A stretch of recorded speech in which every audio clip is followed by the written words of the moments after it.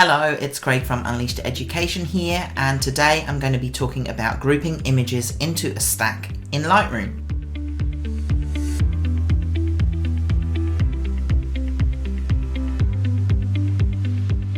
Thanks for joining me on another editing toolbox video. I'm Craig Turner-Bullock from Unleashed Education, and in these quick videos, Charlotte and I take turns each every week to share a quick tip, trick or technique that we hope will help your pet photography editing.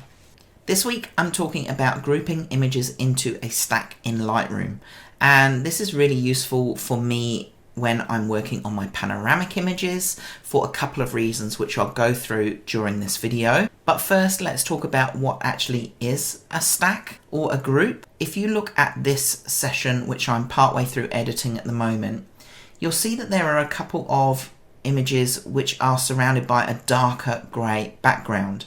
And if I hover over these, you'll see that it changes to 1 of 2, 2 of 2, or you can actually look at the corner as well and see 2, 2, 2 in several of these images. So why are those numbers there?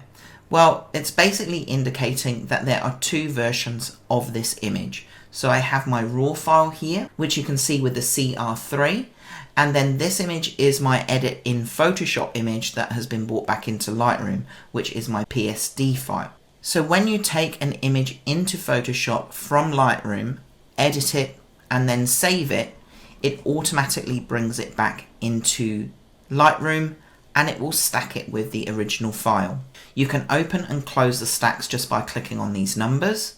So now that's just showing me that there are two images in this stack, but the stack is actually closed. You can click this number again to open the images in that stack. This is really handy when it comes to my panoramic images. I'm just going to switch to non-picked and red color label here, which is how I color label the images that go into my panoramic shots. So I have this image here, which is the image of the dog, and then I have all of these other images to make up my panorama here, and then there's one just straggling here at the end. This is my complete version. If I want to group those into a stack, then all I need to do is select them and press Command or Control and G.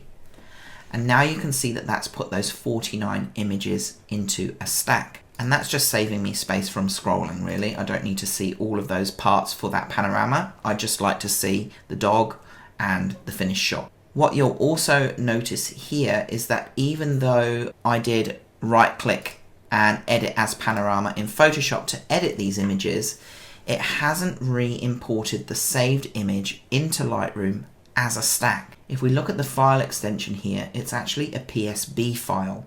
I don't know what PSB means. I like to think that it just stands for Photoshop Big. So anything that is a large file, PSD files can only be up to 2 GB in size. So Photoshop will ask you if you want to save it as a PSB instead. When you save it as a PSB, it doesn't automatically bring it back into Lightroom. You need to re-import it into Lightroom.